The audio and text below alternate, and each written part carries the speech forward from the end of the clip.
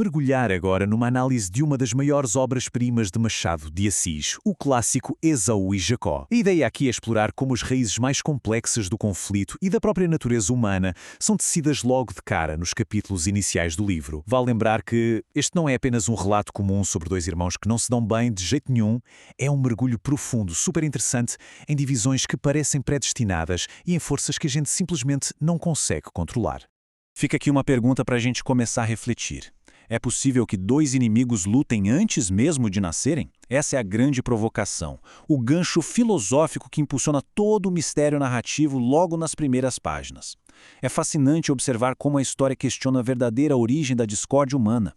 Será que a gente nasce como uma folha em branco? Ou algumas rivalidades já estão literalmente cravadas na nossa essência antes mesmo de vermos a luz do dia? Essa é a dúvida que permeia cada detalhe do que vamos analisar hoje. E para entender o peso dessa história, a gente precisa voltar um pouquinho numa metáfora bíblica fundacional. Esaú e Jacó foram irmãos gêmeos que, segundo a tradição, já lutavam dentro do ventre da mãe, destinados a representar duas nações completamente opostas.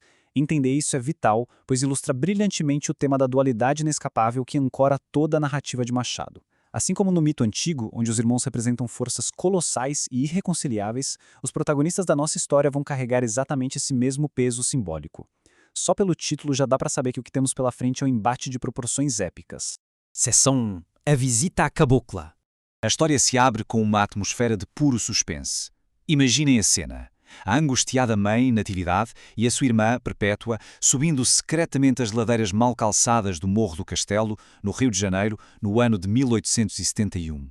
O objetivo dessa jornada exaustiva? Consultar uma vidente mística, a cabocla, sobre a gestação. A ambiguidade dessa cena é fantástica. No meio daquela fumaça de charuto, analisando fotografias e cabelos, a cabocla questiona Natividade sobre os incômodos da gravidez, revelando que, sim, as crianças já abrigavam no ventre. E quando pressionada sobre o futuro deles, a vidente solta aquela exclamação super enigmática: coisas futuras.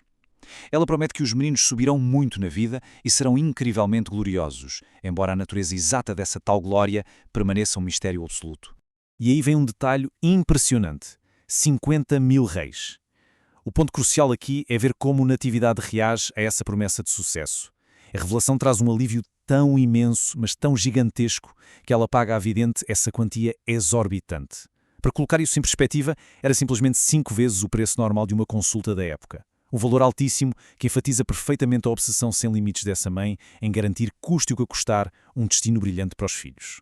Seção 2. O nascimento dos gêmeos. Fazendo um pequeno recuo no tempo para observar o momento exato da chegada desses meninos, vemos que eles nascem num ambiente super abastado. Os pais, Agostinho e Natividade, projetam imediatamente todos os seus desejos de ascensão e destaque social nas crianças. E a escolha dos nomes é um detalhe espetacular. Inspirada por uma oração que a tia Perpétua fazia durante a missa, a família os batiza de Pedro e Paulo. Gêmeos fisicamente idênticos, ganhando os nomes de dois apóstolos que ficaram historicamente conhecidos justamente por terem suas próprias desavenças e resistirem ao outro de forma bem firme. Sem nem perceber, a família basicamente montou o palco perfeito para o atrito.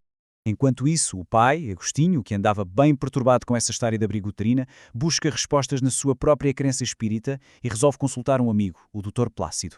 Tentando juntar aquele misticismo todo do Morro do Castelo com as antigas escrituras, Plácido usa esta frase em latim: Testi David cum sibila, atestando que a profetisa pagã e o rei bíblico podem muito bem concordar. É uma forma de validar o mistério, fazendo o pai acreditar que os seus filhos são espíritos grandiosos, renascidos para cumprir um conflito de ordem cósmica. Seção 3. A natureza da rivalidade. À medida que os garotos crescem, a dinâmica entre eles vai se cristalizando. Fica muito claro que aquela simetria física absoluta, capaz de confundir todo mundo ao redor, serve só como uma máscara para um temperamento profundamente polarizado e oposto. Um derruba o outro com um soco, o outro já devolve com um pontapé. A agressividade aberta de um rebate na dissimulação meticulosa do outro. E a gente vê o impacto devastador disso na figura materna.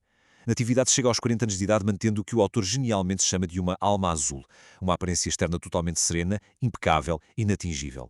Mas internamente, essa perfeição oculta uma exaustão profunda. Ela literalmente engole as próprias lágrimas, aterrorizada com a possibilidade que o ódio incessante de Pedro e Paulo acabe destruindo os dois antes que a tão sonhada glória chegue. É aí que entra o Conselheiro Aires, um diplomata sagaz, um tanto cínico, mas um observador brilhante da família. Ele nos entrega esta reflexão fenomenal baseada na filosofia clássica. A guerra é a mãe de todas as coisas. A visão de Aires sugere algo bem provocativo. E se, ao contrário do medo da mãe, esse conflito perpétuo não for uma anomalia para Pedro e Paulo? E se for a própria fonte da energia vital deles? Para ele, a rivalidade é exatamente o que impulsiona os irmãos a existir e a crescer. Seção 4. O conflito político. Com o passar do tempo, o que começou como empurrões e socos infantis pelos corredores acaba amadurecendo e ganha tons ideológicos. Quando os irmãos chegam na adolescência, aquela energia combativa toda precisa de um novo palco, e as rusgas físicas se transformam rapidamente em implacáveis batalhas políticas. Machado de Assis usa isso brilhantemente para ilustrar a grande fenda no Brasil da época. De forma bem imparcial nas fontes, vemos as escolhas. Pedro defende a monarquia com unhas e dentes e adota o rei Luís XVI como mártir. Já Paulo agarra-se com a mesma intensidade à República e celebra as ideias de Robespierre. No fundo, a política talvez nem seja uma convicção tão genuína assim, mas sim uma ferramenta extremamente refinada para continuarem sendo adversários eternos. O ápice tragicómico dessa divergência toda acontece numa cena fantástica. Eles vão a uma lógica de compra uma gravura do seu respectivo ídolo político para pendurar na parede do quarto. O resultado? Um vandalismo mútuo imediato. Um começa a desenhar por cima da imagem do outro, criando um ciclo de retaliação que acaba com os dois rasgando os retratos. É uma cena com um tom de humor, claro, mas simboliza a destruição agressiva dos ídolos políticos um do outro, o que obriga a coitada da Natividade a entrar em desespero e intervir para evitar que se mutilem fisicamente. Exausta de tanta briga, a mãe bola um plano de contingência para tentar impor um mínimo de paz. A estratégia é bem drástica: separar os irmãos geográfica e profissionalmente. O plano é simples, dividido em 2 passos. Passo 1, Pedro ficará no Rio de Janeiro, estudando medicina. Passo 2, Paulo será enviado para São Paulo para estudar Direito. A grande esperança da Natividade é que a distância física seja a cura definitiva para esse conflito de sangue. Seção 5. A chegada de Flora. Mas a gente sabe que boas narrativas nunca se resolvem de forma tão simples, né? É aqui que entra a família Batista, encabeçada por políticos super ambiciosos, e com eles, a filha deles, Flora, que traz uma dinâmica completamente nova para a vida dos irmãos. Olhando para esta linha do tempo, a gente consegue mapear a inevitável rota de colisão. Temos o nascimento conturbado de Pedro e Paulo em 1870 e logo no ano seguinte, 1871, o nascimento de Flora. Enquanto os garotos passavam os anos de adolescência, lá por 1886, aperfeiçoando o ódio ideológico mútuo, Flora crescia, pavimentando o caminho que uniria essas 3 vidas.